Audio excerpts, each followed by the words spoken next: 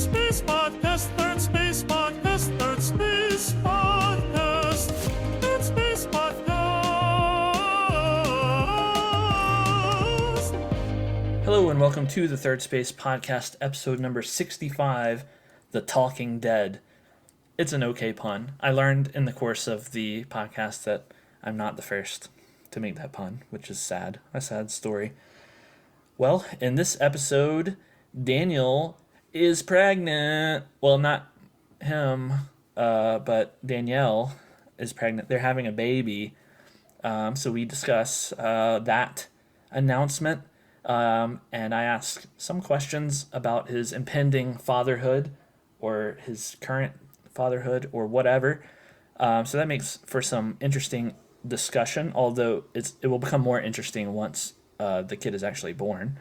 And then we talk about another hike I did. Not a very exciting story, but it made for some laughs about me and my umbrella. And then we talk about zombies.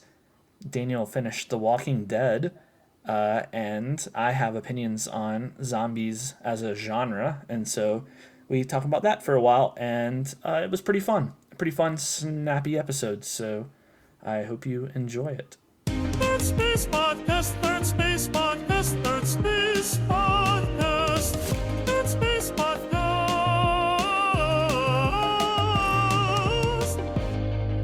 Bennett, Hi. guess what? What? Danielle's pregnant. I'm having a baby. I'm gonna be dad. You're expecting. I'm expecting, or I'm reading a book called The Expectant Father, or I put down a book recently called The Expectant Father. I'm finding these books not to be, well, they're useful, but right now I'm not in the right headspace for it. So, or I'm sampling, I guess, until one grabs me. So yeah. Congrats on your progeny, future progeny. Thank you. Your genetic line is not a dead end. That's Yes. That's your purpose. Now you have no purpose left, right? You've reproduced. I've done my purpose, and now I just, all of a sudden have just an existential threat. Like, I did it, and I did it, and now what? When is the baby due? Actually, the projected due date is April 3rd. It was initially April 1st, and we went to the doctor, and they said April 3rd. So Oh, man, pretty April specific 1st. to shift from April Fools to the 3rd. But I'm kind of happy. I don't know. April 1st was kind of fun, but it's also like, is this a joke? When do you know if it's going to be a boy or a girl? Or are you and Danielle going to do the boy or girl thing? Is it going to be I'm a totally they not be? guessing. No, I'm not doing the they be thing. I don't. I've not heard that phrase, and I hate it so much immediately. Well, it is a little bit presumptive of you, isn't it? To believe that they could even be born a boy or a girl. Yeah. When do you know? We will know. So we're gonna go on September 7th, which is not far away, and then we're going to get the genetics testing and go ahead and ask for the gender too. And so then a week from the 7th, essentially, they'll probably come back with the results and say it's a boy or it's a girl or whatever. Neat. So, What if it's yeah. twins? We know that it's not twins. Well, what if right it now. is? What if that changes? Okay. Then I would go, wow, that automatically makes you a high-risk pregnancy. So there's some like safety issue with that. But, I think so many pregnancies are considered high risk for various reasons and whatnot. So, like I don't know how I would feel. It feels like I should feel very different. Like, oh no, two are on the way. If you went into the doctor's office on whenever you said September the 14th or whenever it is, and they say, listen, we know you were just coming in to get the genetics and whether it's a boy or a girl, but and after further testing, we realized that our their glasses they had the wrong prescription, and actually there are two babies in there. You're having twins. What would you be like? Happy, or would you be like dreadful? Kind of, what would It be? definitely would not be dreadful for me. It would just be like, whoa, double the diaper changing, crying and stuff. I mean, I know this. I know it probably isn't the reaction you're looking for, but it's just still so I'm not abstract. looking, I'm It's just just curious. oh yeah. Well, maybe other people would be like, "This is how I'd feel," and they'd have a more definitive idea of how shocking it'd feel. It'd be like, if I'm being honest, mostly it's just like, well, I mean, it would feel like a whoa, but I don't know if I'm performing the whoa or if I'm just like, okay, two mofos, all right. Like, I don't know. It just because it'd be different if we're well along the way and I've picked out a name and I've got like the crib set up, and then you go to, now I'm gonna feel, because I would feel like I'm forming this relationship, and now there's one that I haven't formed with, and I wouldn't know which one, and then that'd be a weird thing. Right now, the relationship is so abstracted that, and I am thrilled and super excited, but the idea of, well, let me put it this way. Like, Danielle is, and if she's listening to this, I'm sorry for saying this, because I'm not as excited about one particular thing as she is, and that's names. I will be. I really believe I will be, particularly once I know the gender. It's a foregone conclusion, right? Bennett can be a girl or a boy's name. Speaking of which, I have a Bennett for the first time this year, a student. Nice. Yeah, spells it the same too. Smart cookie. It's a girl. She's a girl, and she seems cool and artsy and like Bennett. Yeah, man. So, yeah. So I told her. There's precedent. So now told her about you. Now it doesn't even matter whether your kid is a boy or a girl. Bennett is a fine name. Definitely, Bennett Jr. You know, Bennett Jr. But I will say this: that the name selection doesn't get me as excited. Like I think that's one of the like common areas of like, oh, this will be fun and all of this. No, it doesn't sound fun to me.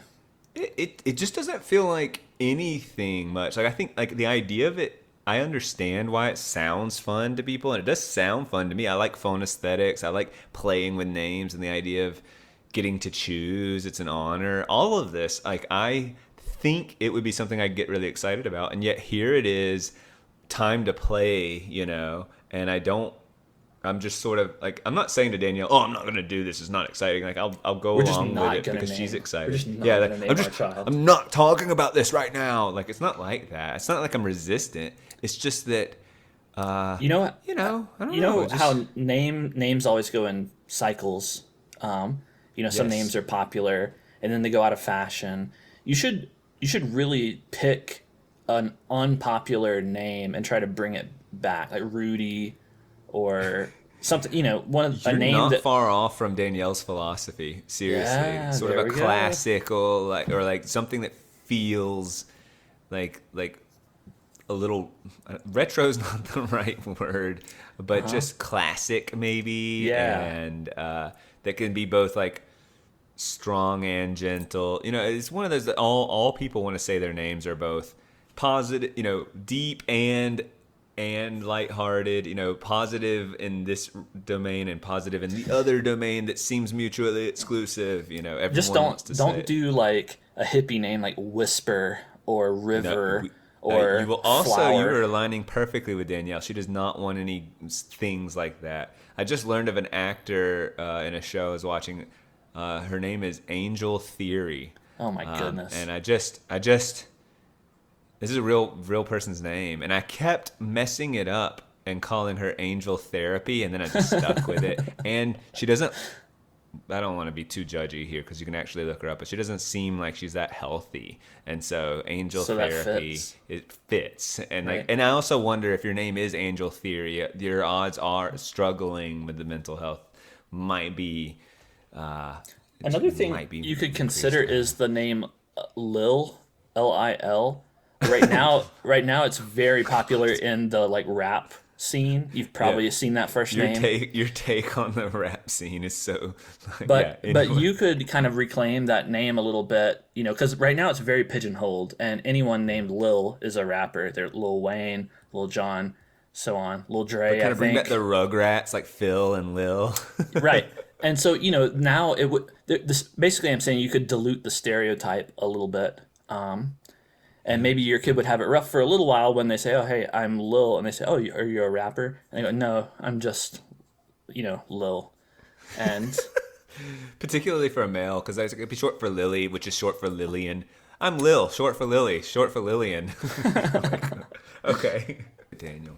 Are you and Danielle doing anything weird like playing Third Eye Blind, up to her stomach or anything to, facilitate the baby's cognitive development? Anything like that?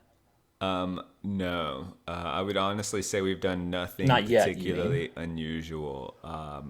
Well, that study you're referencing was a USA Today study. Playing classical music makes your baby smarter, and like they had some data to support this, and it turned out it was just Yeah, it wasn't people about the who music. yeah, it's just people who read pop psych articles and are willing to implement them are likely to be very responsive parents, and responsive parents is like the number one key to being like. But let me ask you that's this: the biggest predictor of success. did they Total test Third Eye Blind? No, I don't believe Well, they did. in that case, maybe you should give it a shot. I wish you would step back from that ledge, my friend. There Don't we go. sue us for singing your songs on our popular podcast. Yeah, no, I have not tried that, but I will now. I'm There we go. committed. Play it. First, Put the album on the phonograph and have her stand next to it. just Right next Danielle, to the cone. come here, and I have the headphones ready to put on her belly. Like, what are you doing? Be really obnoxious This is about for the it, health of our always child. on it. What about putting Danielle on a high queso diet or something? Certainly since liking cheese is one of your key identity components, you want your kid to, for example, it would be disastrous if your kid was lactose intolerant, right? Yeah. Oh, yeah. I mean, I might be lactose intolerant. I've decided, but like I don't care. like I will wreck myself to eat cheese. Like, I might have a mild intolerance. It kind of tracks with my life and my consumption of cheese, and it just knocks me out, and I'm sleepy afterward. But I persevere. Right. So the high case. It's funny you say that because there is just an obnoxiously like a list for what foods to avoid while pregnant, like deli meats, sushi. Cheese we thought was one of them. If you do any research, by the way, it falls apart pretty quickly. And tell me this though, because I'm not scientifically minded, so I don't feel the authority to dismiss, because that's a common thing. Hey, don't eat deli meats. And then you look into why, and it's because there is a chance of getting listeria, which is like how many people in the United States have died of listeria? 6 in a year or something like that. And so we're making these like wild recommendations. Silly. It's almost silly, and it's not this way in other developed countries that they would just look at you and go, "What?" Like, well, now I'm pretty sure that there was some there was some admonition for a while that pregnant mothers shouldn't, they should stay away from peanuts, and that, for the peanut allergy has become And now they say huge. you should eat some peanuts, I think. Right, and because people have been avoiding it, the predominance of peanut allergies has skyrocketed. I think it's some ridiculous number, and I don't know the number. It's like 15% of people have a peanut allergy or something crazy. Jeez. Don't quote me on that because I had to. Well, I can tell you as a teacher, like, it's just like food allergies. It's just become a thing. You want to bring it. You want to do a little party, and now you have to like make sure you got your EpiPen. Not that I've ever had to use it, but it's just like we're all like scared a little. It's more than I've seen it in action. It's more like, oh, make sure you don't bring in peanut or have that discussion. It seems to occupy a disproportionate amount of our dialogue around. Like, you can't just go on a field trip or bring in a cake anymore, or, bring in, it's just like, make sure it doesn't have peanuts, or make sure, or talk to all your students and figure out this and get them to sign this waiver and whatever. And it just makes you want to go like, no parties, no field trips, fun. nothing. Like, just stop it, You're familiar with Jonathan Haidt's anti-fragility idea, Yes. right? Yes. You should take that on kind of as a guiding principle for your parenthood. Like, just basically, essentially exposure, broad swaths of exposure. The allergen thing got me thinking about this. Like, just have Danielle eat a wide variety of foods to make sure that your kid isn't allergic to anything, right? Just I tend to exposure to agree with you. a broad thing. And when we saw things about cheese, and it turns out it was unpasteurized cheese, which is still silly, by the way. But like cheese in America is pretty much pasteurized, Right. and so she has been eating a lot of queso. But I like your anti-fragility guiding principle for child rearing in general and during pregnancy. And the book that I'm reading that I enjoy the most is Bringing Up Bebe, which I thought I was not going to like, but David got it for me, actually. And I thought, like, honestly, when he makes book recommendations, he tends to be spot on. So shout out to David. Anyway, it's about an American woman who, like, just noticed in France that, like, babies tend to go to sleep earlier. They take no for an answer. There's just a lot of like that seem to be beyond like what are they doing differently? And it's really not about a philosophy or a culture as much as it is a complete and utter perspective shift on what a baby is and how we as Americans like tend to like kind of operate from a neurotic standpoint and like sort of the opposite of anti-fragility, I guess, fragility standpoint. And helicopter parenting, basically. And when, the classic helicopter parenting. And I'm kind of giving you just the briefest of overviews because I don't want to talk about it a bunch. But the French form of parenting and Jonathan Haidt's anti-fragility seem so in line. And it's the first, I told you I was sampling a bunch of books and going, okay, you know, and kind of putting them down, either because it was too scientific and sort of a catch-all. Here are the bajillion things that can go wrong during pregnancy. And it's like, okay, well, that might be true, but do I need to read about all of those? Is that going to do anything for my journey? Like, not really. Yeah. And then this book just grabbed me immediately, both in narrative form and just like philosophy that felt aligned with me. And I never thought I'd really... I'm a good American, so I hate the French. But in all seriousness, like reading about some of their philosophy or paradigm shift or how they view kids, I guess I should say, is so in line with what I want to do. And so that's the book I'm kind of like, I'm intaking right now. So that's enough about me and my future, baby. I'm sure things will get more interesting once the baby becomes a baby. I'm so external thrilled. Baby. I'm excited and all the things, and I'm like, should I start a blog and just like do like teacher dad thoughts or something? I don't know, some combination or whatever. But right now, to be frank, it's just like, how can I just be supportive? Like Danielle is more exhausted than I've ever seen her ever, and I talk about, like, it's a fatigue that's a little different. It's like it's just and so actually being a good husband right now is somewhat simple. It's just like, hey, I'll take care of the dishes right now, or I'll carry that weight. I'll carry the things that you're too tired to do, and that's actually simple, and I actually feel helpful. So it's like, it's nice because I'm doing the right thing. It's clear. There's no guesswork. It's just like, she's exhausted, let her rest, and I can tell that it's like not like she's not hamming it up or something like that. So it's so easy. So other than that, like, it's abstract and I'm super excited and I'm reading books, but there's not like an experience to tell you about, that's like, wow, this really shaped and changed the way I perceive the world. Now It's just like, woohoo, I've always wanted to do this. Yeah. Yeah. So pretty lame so far. Disappointing so far. Pretty lame.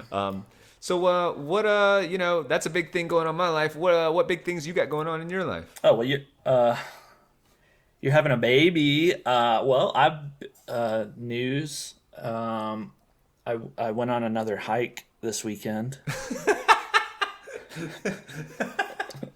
Yeah. I don't mean to laugh. It's not funny that you went on a hike. It was just the comparison. It's not a big epic tale like the last one. But apparently I do have really bad luck with the weather. Last time when I got to the top, I got hailed on, and this time it rained essentially all day. On my phone, there's a thing that'll tell the weather, and so I don't know if you've heard of this. You call some number? No. There's this thing called the Weather Channel, but they've actually kept up to date with like an app. It's called I don't get TV. APP. I don't get it's TV short for on my phone. No. An app application is short. It's like you download it and it'll tell you, and then you'll know the weather for the most part. So you should try that. Asshole, I did. do that. I looked at the weather forecast and it said like 10% chance of rain for from 9 a.m. to 10 a.m. And I was like, okay, well, that's not a big deal.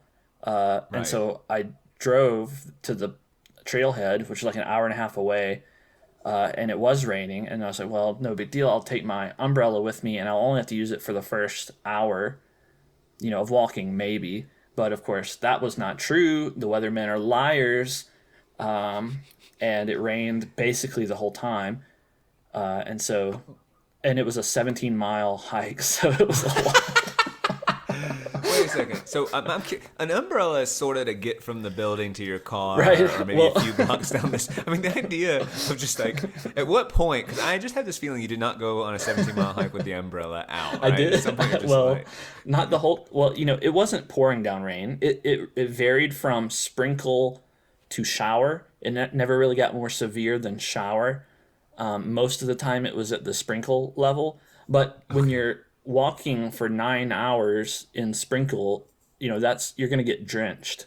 yes, So I did weird, have, right? So there wasn't a moment where you were all of a sudden drenched. It was sort of slowly and then yeah. perpetually. And the umbrella, so I did have the umbrella out a lot of the time, and I gather, so I didn't think it was that, maybe I thought it was a little quirky at first to go hiking with an umbrella.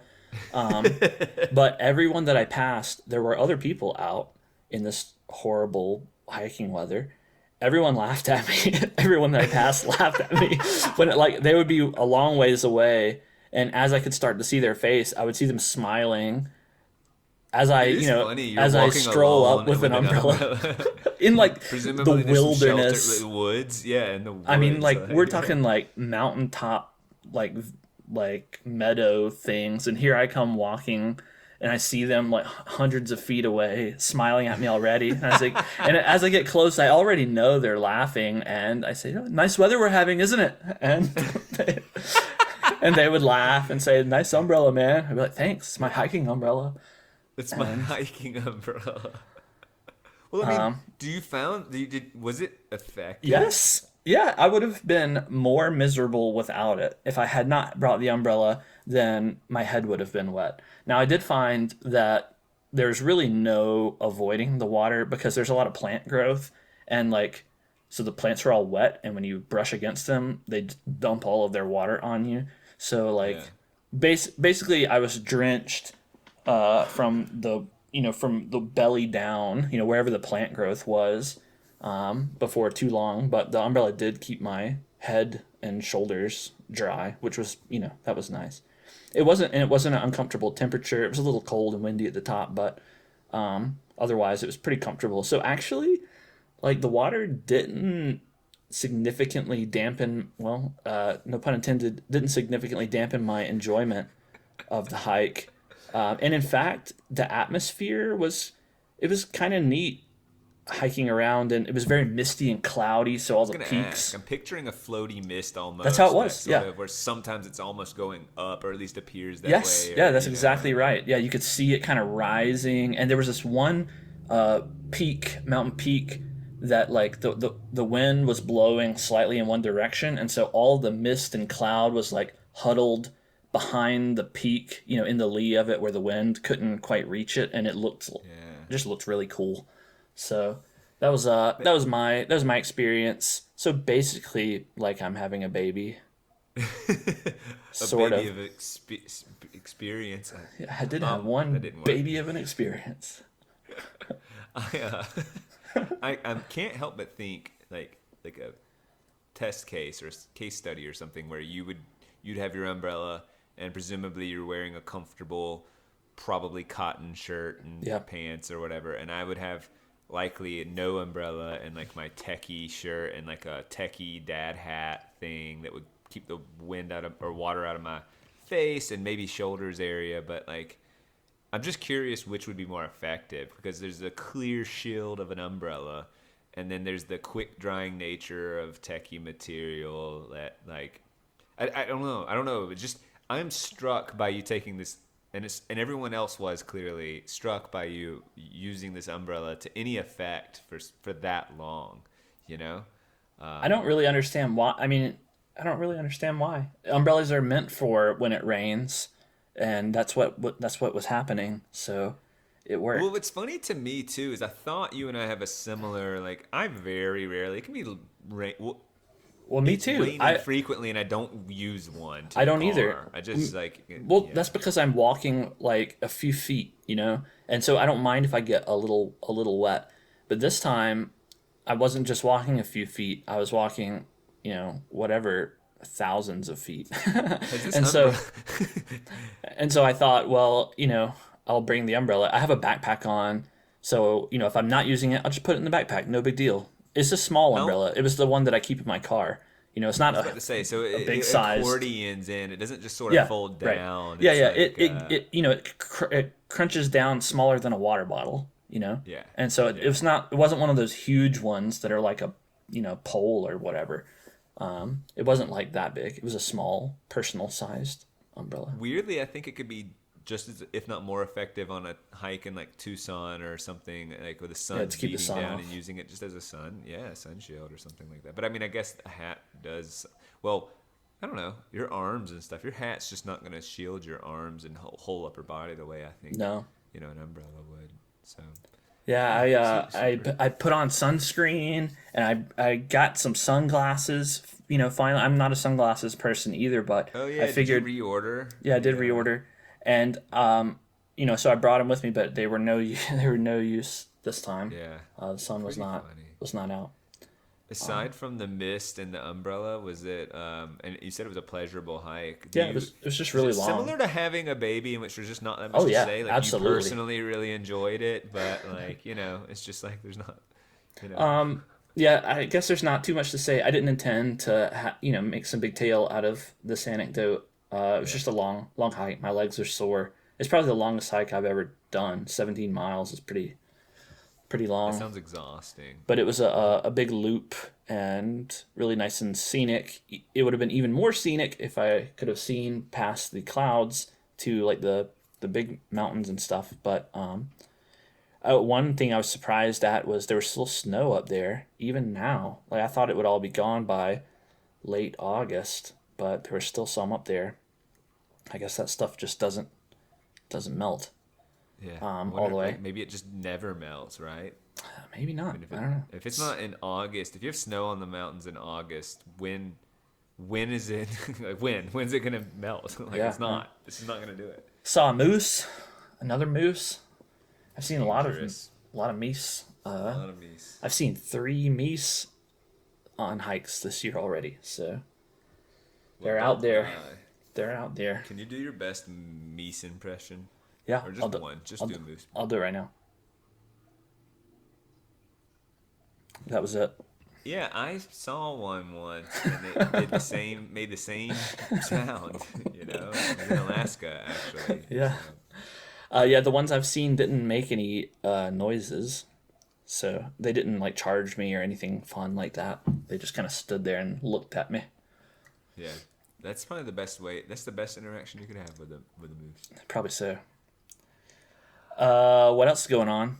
I finished a show that I'm actually really, really glad to be done with, The Walking Dead. I want to chat about zombies, but I'm going to give you a really quick. It was 11 seasons. At its height was around long. season 4 and 5 and had 17 million viewers per episode and dwindled down to about 1 million. Wow. So and apparently it was a 94% like loss of audience. Wow, so they must have really jumped the shark. Absolutely. And then what's interesting is there was like a season around 10 or so that was pretty dang good, but it didn't matter kind of Yeah. thing, and for the season finale, there were 2 million viewers. It was like last year, maybe 2 years ago. And it's one of the greater problems. It's emblematic of like not telling a story and then ending it. It's more wanting to franchise it, and it's had like more than 5 little spin-off shows stuff that have been unsuccessful, and there's 2 more coming out. It's just ridiculous. Ugh, what a shame. And so it just won't tell it, like, because when you have a story like this with an ensemble cast, you really there are characters you really enjoy, but it don't feel like when you're just there to exist, you're treating them respectfully. So it's very frustrating. And also the shtick about zombies, can get old. Like, how many zombies can you kill in creative ways, and Yep. how many traps can they be put in? So it is a story, obviously, about how sometimes people are worse. There's things greater than the Walking Dead to fear. Yeah. But I want to talk about zombies in general. But I want your opinion on the genre first. We can talk about, I guess, the real world scenarios, I suppose. But like, do you think one of the first questions they ask is like, should we use the word zombie in our, movie or TV show or whatever? And like, what do you think it says about a zombie show or movie that does use the word zombie and one that doesn't? Yeah. And then what's the best way to go, and how to approach that? Full disclosure, I am very negatively disposed towards zombies. Why is that? I just find them boring. I just find zombies totally uninteresting. If I hear that something has zombies, it's an instant turn off, and you're battling uphill for my attention. So does the aesthetic even of like the hands on the glass window, you can't the frosted glass, you can imagine, right? This almost classic in their hand, and there's like blood and them going or whatever. It's just so like so boring. Like you're just not gonna excite me that way. It's similar to like I have a similar aversion to post-apocalyptic settings. And so there's some overlap, like if you have zombies, you're probably post-apocalyptic in a way. Not maybe necessarily. It's because it's lazy writing, relying on setting or scenario instead of good characters. That's not entirely true, though. You That's like not sci-fi totally, and stuff. And that's not totally it. I think it's that, like, well, for zombies and post-apocalyptic, there are pieces of entertainment that end up being good, even though they're post-apocalyptic. Zombie stuff, I don't know that I've ever seen a zombie piece of media that has turned out being good because of its zombiness.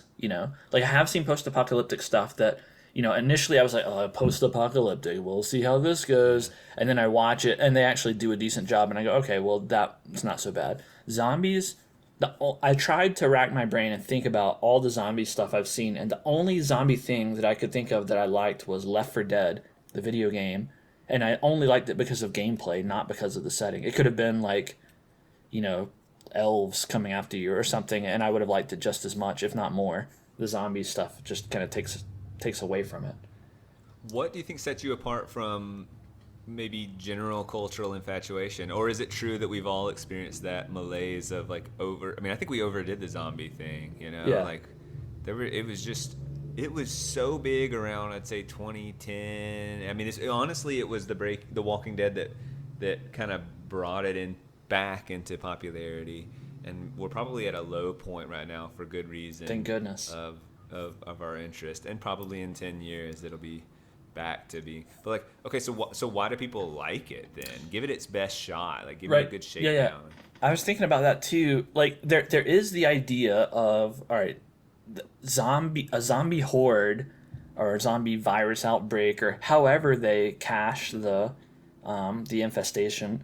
Like it's an implacable threat, and so it's different than having like a villain or an antagonist who has a goal. Or some kind of motives. It's just pure, inhuman, inarticulate adversary, and so that means that you can put all of the creative focus on your protagonists, on your characters, right? And you don't have to characterize the bad guys, and so that makes it kind of easy in a way. It also, in my opinion, makes it lack sophistication. Like right, it could be lazy if you. That's why I don't like it. Some tension-filled moments where they're caught in a car or an elevator or you name it. I just don't care about that. So like that's why I don't like it. But I think I can acknowledge that maybe that's a draw for some people. It's easy. They don't have to think about it too much. They can just say, "Oh, here come the zombies. Don't let them bite you," and lock the doors or whatever, and there you go. Voila, you have tension. You have your action set pieces. Maybe another thing too that's a draw is that it lets people dispense with all of the societal norms and rules because zombies are out there. So you're not going to get up and commute to work and sit at your desk all Yeah, day yeah. while the zombies thing's going. No, you're going to go take over the hardware store and situate on the roof and with your shotguns and barricade it up and have your vigilantes selling water jugs and stuff. It's absolutely Whatever. similar to the post-apocalyptic, right? Like, let's Yes. return to our core. Like, Yes. can you survive? Right. And again, I find that very tiresome. Like, it's just kind of like, maybe I think it's the people who really like it are the kind of anarchy fetishists. They love the yeah, idea of anarchy, Mad Max type stuff. And I just yeah. find Society it, has crumbled, and yeah, now what are you made of when you don't have those supports in place? I just find it tiresome. Not very interesting to me. I mean, I, I'm not bashing people who do like it necessarily. I will certainly bash people that have inferior opinions, but this isn't one that I just think this is a different opinion, not really necessarily inferior. I don't hold a grudge against people who like zombies. It's just not for me. I think they tend to be portrayed not always as sort of slow moving, and that encroaching sense of Yep. doom that they can present is interesting too, because you can, all right, they are close, but you can distance yourself. But where are you going to go, and Yeah, what are you going to they're do? implacable, right? And you have Implacable to. is the best word for it. Yeah. Right, and that's the thing, slow versus fast moving zombie like that. We'll see this whole discussion, this whole dichotomy. Oh, do you have the slow moving zombies or the fast moving zombies? Are you going to call them zombies or are you going to call them infected? Yeah. Like What's the internal consistency of it? Yeah. it Like. doesn't Yeah. matter. That's the thing. Like you can call them mushroom people or fungus heads or whatever. They're still zombies, and everyone knows they're zombies. You look at it and you go, "This is a zombie movie, right?" And everyone knows. So when you asked me earlier, should they use the word zombies? You might as well. Like if you're making a zombie movie, you might as well embrace it and just go ahead and put it out there. The Walking Dead never said the word zombies, and they called them walkers. But interestingly enough, when they met up with other factions of people, they had different names for them. You know, just I'm trying to think of some. There were whisperers. Well, that was actually another clan who would try to herd the zombies, and but anyway, they all had their unique names for them, and they were all cheesy, usually two Yeah. syllables. ERS is the ending of them. Oh, But what I found, the first few seasons that were good were like the internal conflict of the group, which you can imagine, right? They're having to make decisions and they're disagreeing with those decisions and what's best. And then, and obviously zombies, the external conflict there. And then there were some good. The show seemed to decide that it had to have other factions that have to be enemies, because the people who were left in the world after many years were sort of hardened or either got in with a leader who was very hardened and Yeah. would just take charge and be brutal in various forms. And so that was interesting to see, almost like, okay, they wouldn't do it quite like here's a bad guy for a season, but they did have like one that was really well done, that was over a several season story. But ultimately, it's just like, I imagine it's honestly difficult just to put everyone in makeup and bash out brains and Yeah. kill them in creative ways. And they were so mushy. The consistency of the zombie, they would just stab them and they'd die. So or they'd pull people apart. This is classic, I guess, but it's frustrating when your characters die and they start pulling at their stomach and their innards immediately Yeah. come out. You Right, know what I right. mean? Like, it's just silly. Like, what are these people made of? What's going on? And it was really gory and really, I mean, the show did a good job, Game of Thrones-esque in killing all. There was real, you were tense in these moments because they would kill off characters because you had an ensemble cast and you could take out someone you cared about. So you didn't know if this was a real is this a real threat? The answer is yes, it is a real threat, instead of it's a TV show, they'll all get away miraculously. Right. But that's also frustrating. Yeah, it's subversive in a way. They did some once it jumped ship, it was like faking deaths. One character you were certain, they literally did this. A character you really cared about, and then one you didn't care about so much. They were trapped on the top of a garbage or a dumpster, and the one you didn't care about decides to commit suicide, and as he dies, he collapses, and he knocks off your favorite, one of our favorite characters, who then is. Zombies, you actually see them tear into him, and it pans up, like aerial Yeah. shot of his face as he's being ripped. But then a couple episodes later, you realize that the guy who committed suicide fell on top of him, and they were ripping his body and not our main character's body, and that is just Yeah, whatever. unforgivable writing. That was the, like, I went back and looked, when did it jump the shark kind of thing, and a lot of people cited that. You just started, because other than that, the writing had been good and crisp and all of that, but then they started doing fake out deaths and cheap writing tactics, and clearly just kind of world building. Who can we give a spinoff to here and there? And that is just that's my greater gripe. Not with zombie stuff, but like storytelling now. Is that's like, my story. That's my gripe with a lot of. I mean, I haven't watched TV in any real sense in years at this point, and a lot of the reason is because, and maybe I just got spoiled by Breaking Bad and stuff, where it seems like, okay, we have a story we're going to tell, we have the arc, and when the arc ends, well, the show ends, right? Like, and that's how a story should be. You don't drag it out. Like they didn't do To Kill a Mockingbird, serial tack on DLC episomes or whatever at the end, Right. Like you tell a story, and when it's over, it's over.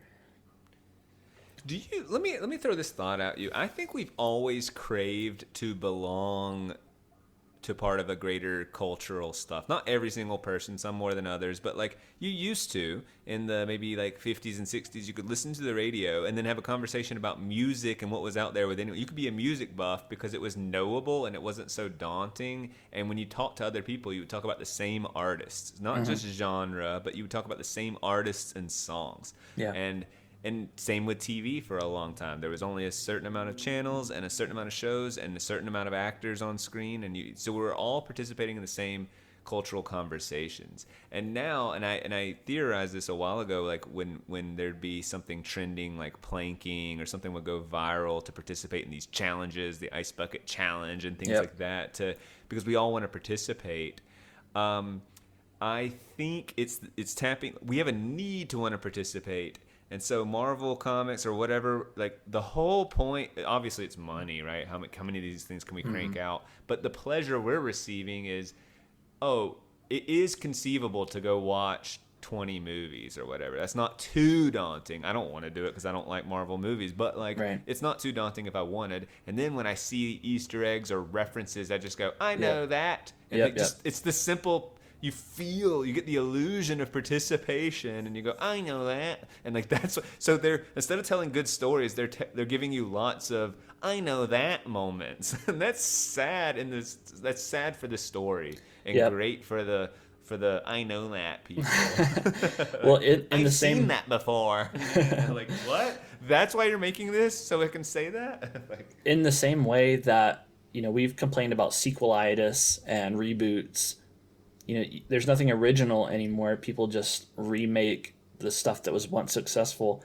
This is a way that even if you do happen to make something kind of new, then you're still just building on the I know that parts from other similar movies, right? And so you can never just separate yourself and make something brand new and original, it seems. It's always derivative. We're on to it, and I'm having some faith that shows will go, you know what? Like, let me pitch this as an alternative and how things I predict and hope will unfold. Here's the optimist in me. That you get someone like Christopher Nolan or a Ryan Murphy or a Wes Anderson or whoever, and everyone's on to this sort of money grubbing, create franchises upon franchises and connect them all and do all that, and people are done with that. They really are craving good stories. So something like Breaking Bad still remains culturally relevant because there just haven't been that many self-contained solid stories. And yeah, there was a movie here and there, but they definitely did things with quality. And Better Call Saul was legitimately amazing. So no one's complaining about those because they took their time. They told a 5-season, 4-season, whatever arc, and we're done. Mm-hmm. I think that it'd be a healthier direction to say to your Wes Andersons or your Christopher Nolans, tell your story, make your movie, make your miniseries, be done with it. And then, so now it's just like, Christopher Nolan has a new thing out, I want to explore that. So we almost are treating them as the franchises or Yeah. whatever. That might bury other people that could create interesting things because we're only wanting to go see the Quentin Tarantinos of the world, and that I don't can think be that's a problem. true.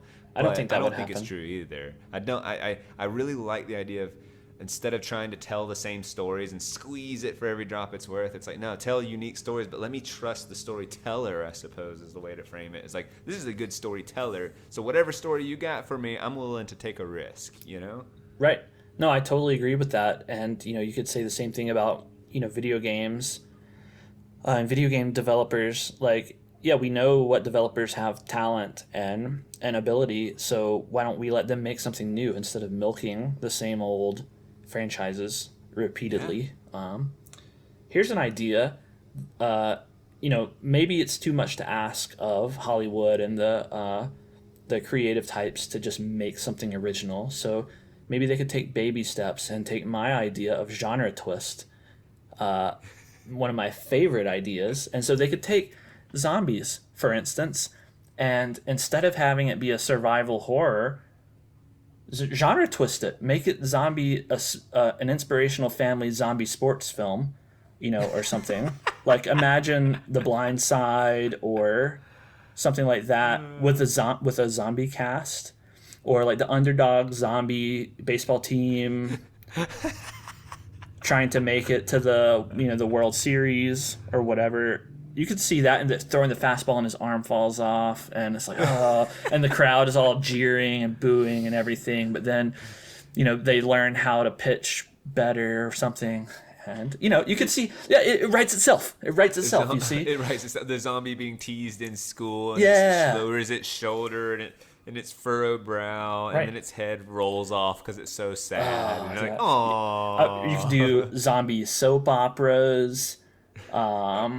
You could have a reality show. Think about it. Zombie dating. You could have the talking heads and everything. Feud. Oh, it could actually be called The Talking Dead. That would be great. That would be a great title for it. I don't know if you know this, but there was an after show, Walking Dead after show, that was called The Talking Dead. I never watched it, by the way. Sucks that they stole my pun. But this would be actually like, this was becoming common practice, was just like to have a show after the show to talk about the show, and sometimes have actors on there, and sometimes just have fans speculate and have fan theories and all that. I kind of like that. I mean, if it's I good, if it's I think you would have been really put off by it. It had a very Hollywood TMZ. I don't know. It had this just sort of cheap, plasticky, flashy, but the idea of like engaging in that conversation is not bad. But I don't know. I think it went the whole time because it was cheap to make. You could literally have like one dude as a host, and have some polls and stuff, whatever.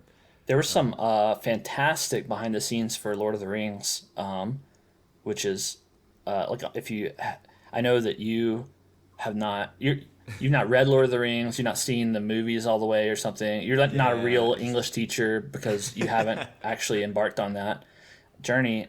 You're missing a huge part of the canon. But the behind the scenes for those movies was fantastic.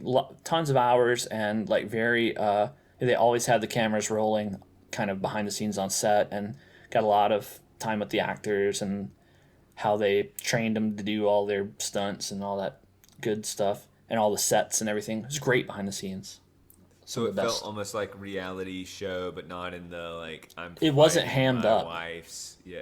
No, it wasn't hammed up like that, and you didn't have like some a documentary about the movie, is what you're saying. Yes, exactly. It wasn't like some washed out like the host from American Idol or something, sitting down on a couch and giving them the interviews. It wasn't like that. It was absolutely a couch with bright lights and some polite, pumped-in applause. That kind of stuff. I'm not into that. Dead. But a documentary style thing. I think any show I would appreciate. Any show I like, I would appreciate behind the scenes. Would you say with Lord of the Rings, was it also doing some voiceover stuff, or was it just like a guy? They did have. Come here, let's take a look at this, or was it just a little bit of everything? They did have audio tracks. I don't find those very interesting to watch, where they bring the actors in to watch the movie again and talk about it. This was this is not while the movie is playing. This is the movies are 3 hours, and this. So. Yeah. Well, That's all. Enjoy your that's baby. all. Enjoy your I'll baby. enjoy my baby. Enjoy your reflecting on some mist that you had on a walk. I will. Okay. Bye. Bye. Do, do, do, do.